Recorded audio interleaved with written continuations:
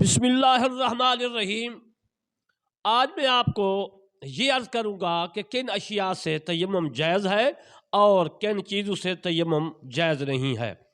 مسائل بتانے سے پہلے میں آپ سے عرض کرتا ہوں کہ میرا ایک چینل ہے، اس کا نام ہے کرمانی ٹی وی۔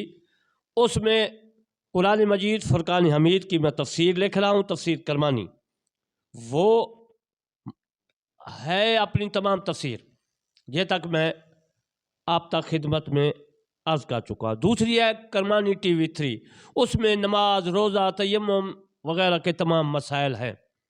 عزیز محترم، آپ نے میرے دونوں چینلوں کو، کرمانی ٹی وی اور دوسرا کرمانی ٹی وی 3 کو سبسکرائب، لائک، کمنٹ کرنا ہے تاکہ یہ مسائل آپ تک پہنچے اور میرے دوستوں تک پہنچے، عزیزوں تک پہنچے، آپ کو بھی ثواب اور مجھے بھی ثواب۔ میں علامہ طالب حسین کرمانی، بستی یاسر آباد، چاکمال، تحصیل میرسی، ضلع وہاڑی، صوبہ پنجاب، پاکستان سے عرض کر رہا ہوں کہ جو میں مسائل عرض کر رہا ہوں یہ صحیح مسائل ہیں اور احناف کے اور علماء اناف کے نزدیک صحیح ہے، اس پر فتویٰ ہے۔ جو بھی میں عرض کروں گا اس پر کسی کا اعتراض نہیں ہے۔ دیوبندی ہو تو مسلمان ہونا چاہیے، بریلوی ہو تو مسلمان ہونا چاہیے، اہل حدیث ہو تو مسلمان ہونا چاہیے۔ یہ تمام عقائد، تمام عقیدے والے جو ہیں جن میں بھی غلطیاں ہیں، اللہ تعالیٰ معاف کرے۔ میں کسی کو یہ نہیں کہتا یہ غلط ہے یہ صحیح ہے، بہرحال میں آپ کو صحیح مسائل عرض کر رہا ہوں۔ عزیز محترم دوستو، بزرگو، تیمم اس چیز سے ہو سکتا ہے جنس زمین سے ہو، اور جو چیز، جو شے زمین کی جنس سے نہیں ہے اس سے تیمم جائز نہیں ہے، کیونکہ مٹی سے جو ہے، خاک، گرد وغیرہ جو ہے، غبار آلودہ جو چیز بھی ہوگی اس کے اوپر ہاتھ مارنے سے وہ تیمم ہو جائے گا، شاید تک پانی نہ ملے۔ اگر جس مٹی سے تیمم کیا جائے اس کا پاک ہونا بھی ضروری ہے، یعنی نہ اس پر کسی قسم کی نجاست کا اثر ہو، نہ یہ ہو کہ محض خشک ہونے سے اثر نجاست جاتا رہا۔ جس چیز یا جس شے پر نجاست گری اور سوکھ گئی اس سے تیمم نہیں کر سکتے۔ اگر نجاست کا اثر باقی رہا، باقی نہ ہوا تو البتہ نماز اس پر پڑھ سکتے ہیں۔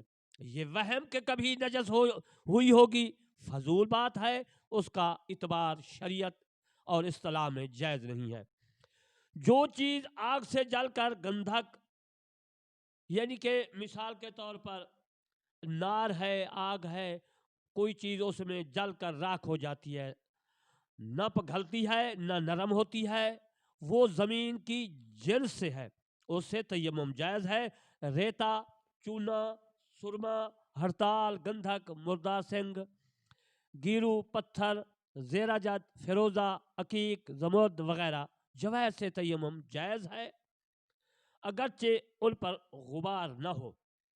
پکی اینٹ، چینی یا مٹی کے برتن سے جس پر کسی چیز کی رنگت ہو جو جنس زمین سے ہے، جیسے گیرو، کھریا، مٹی، یا وہ چیز جس کی رنگت سے جنس زمین سے تو نہیں مگر برتن پر اس کا جو ہے جرم نہ ہو، تو ان دونوں صورتوں میں اس سے تیمم جائز ہے۔ اور اگر جنس زمین سے نہ ہو اور اس کا جرم برتن پر ہو تو پھر عزیزان محترم تیمم کرنا جائز نہیں ہے، تیمم نہ ہوگا۔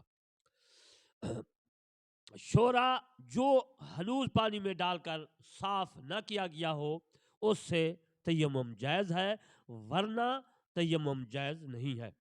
جو نمک پانی سے بنتا ہے اس سے تیمم جائز نہیں، اور جو کان سے نکلتا ہے جیسے عزیز محترم نمک ہے اس سے بھی وضو جو ہے جائز ہے۔ جو چیز آگ سے جل کر راکھ ہو جاتی ہے جیسے لکڑی، گھاس وغیرہ، یا پگھل جاتی ہو یا نرم ہو جاتی ہو جیسے چاندی، سونا، تانبا، پیتل، لوہا وغیرہ دھاتیں، وہ زمین کی جنس سے نہیں ہے، اس سے تیمم جائز نہیں۔ ہاں، یہ دھاتیں اگر کان سے نکل کر پگھلائی جاتی ہیں، یعنی پگھل جاتی ہیں، یا پنگھل گئی ہیں کہ ان پر مٹی کی اجزاء ہنوز باقی ہیں تو ان سے تیمم جائز ہے. اور اگر پنگھال کر صاف کر لی گئی ہوں، ان پر جو ہے غبار وغیرہ اتنا غبار ہے کہ ہاتھ مارنے سے اس کا اثر ہاتھ میں ظاہر ہوتا ہے، تو اسے جو ہے اس غبار سے تیمم جائز ہے، ورنہ جائز نہیں ہے. ورنہ جائز سے مراد یہ میں لے رہا ہوں کہ صاف ہے بالکل، اس کے اوپر کوئی غبار نہیں ہے. شاید تو یہ ہے کہ غبار سے تیمم ہوگا، جب غبار بھی نہیں ہے، خاک نہیں، مٹی نہیں ہے، تو پھر عزیزان محترم تیمم جائز نہیں ہوگا. غلہ، گھیوں اور اسی طرح لکڑی اور گھاس اور شیشہ پر غبار ہو تو اس غبار سے تیمم جائز ہے، جبکہ اتنا ہو کہ ہاتھ میں لگ جاتا ہو، ورنہ تیمم جائز نہ ہوگا.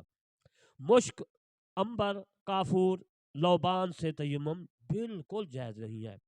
موتی اور سپ اور گھونگھے، جس کو گھونگچے کہتے ہیں، گھونگھے سے تیمم جائز نہیں ہے، اگرچہ پسے ہوں اور ان چیزوں کے چونے سے بھی جو ہے ناجائز ہے. چونے سے یعنی تیمم کرنا بھی عزیزان محترم ناجائز ہے.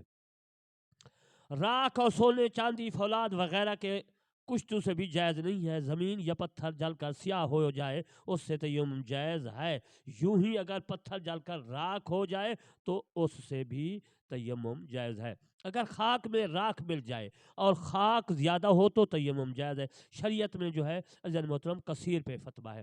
مثال کے طور پر میں آپ کو بتا دیتا ہوں کہ ایک گائے ہے، بیل ہے، بھینسا ہے، اس کا کان جو ہے، کان ہے، سینگ ہے، آدھے سے زیادہ ہے تو جائز ہے قربانی کے لیے. یہ بھی شریعت میں ایک جو ہے پیمانہ ہے، شریعت میں ایک اصول ہے.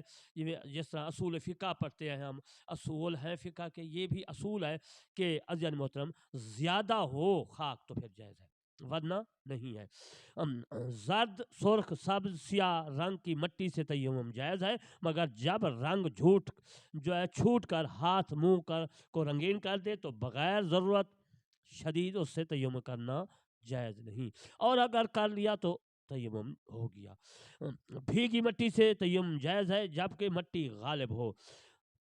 مسافر کا ایسی جگہ گزر ہوا کہ سب جگہ کیچڑ ہی کیچڑ ہے اور پانی نہیں ہے، یا پانی نہیں پاتا کہ وضو یا غسل کرے، اور پھر کپڑے میں بھی غبار نہیں، تو اس کو چاہیے کہ کپڑا کیچڑ سے جو ہے سان کر کے سکھا لے اور اس سے تیمم کرے، اور اگر وقت جاتا ہو تو مجبوری کیچڑ ہی سے تیمم کر لے جبکہ مٹی غالب ہو. گدے اور دری وغیرہ پر اگر غبار ہے تو اسے بھی تیمم کر سکتا ہے، اگرچہ وہاں مٹی موجود ہو، جبکہ غبار اتنا ہو کہ ہاتھ پھیرنے سے انگلیوں کا نشان جو ہے بن جائے. نجس کپڑے میں غبار ہو اس سے تیمم بالکل جائز نہیں. ہاں اگر اس کے سوکھنے کے بعد غبار پڑا تو پھر جائز ہے تیمم. مکان بنانے یا گرانے یا کسی اور صورت سے منہ اور ہاتھوں پر گرد پڑی، خاک پڑی اور تیمم کی نیت سے منہ اور ہاتھوں پر مسح کر لیا تو تیمم ہو گیا، نماز ہو سکتی ہے. گچ کی دیوار پر تیمم جائز ہے، مصنوعی مردہ سنگ تیمم پر اس پر جائز نہیں ہے تیمم. مونگے یا اس کی راکھ سے تیمم بالکل جائز نہیں ہے. جس جگہ سے ایک نے تیمم کیا اور دوسرا بھی اس سے تیمم کر سکتا ہے. یہ جو مشہور ہے کہ مسجد کی دیوار یا زمین سے تیمم کیا ناجائز ہے یا مکروہ ہے، یہ بات بالکل غلط ہے. تیمم کے لیے ہاتھ زمین پر مارا اور مسح سے پہلے ہی تیمم ٹوٹے کا کوئی سبب پایا گیا تو اسے تیمم نہیں کر سکتا. عزیزان محترم، آج میں نے آپ کو تیمم کے بارے میں یہ عرض کیا کہ کن چیزوں سے تیمم ہو سکتا ہے اور کن چیزوں سے تیمم نہیں ہو سکتا. انشاءاللہ پھر میں آپ کو تیمم کن چیزوں سے ٹوٹتا ہے اس بارے میں کل کو زندگی باقی میں عرض کروں گا. میں آخر میں عرض کرتا ہوں کہ میرے کرمانی ٹی وی اور دوسرا کرمانی ٹی وی 3 جو میں آپ سے بات کر رہا ہوں، یہ کرمانی ٹی وی 3 ہے، اس کو سبسکرائب، لائک، کمنٹ کریں. اور دوسرا کرمانی ٹی وی ہے، اس کو بھی آپ سبسکرائب اور کمنٹ کریں، لائک کریں، تاکہ قرآن مجید فرقان حمید کی تفسیر جو میں لکھ رہا ہوں آپ تک اور دوستوں تک پہنچے. وما علینا الا البلاغ المبین.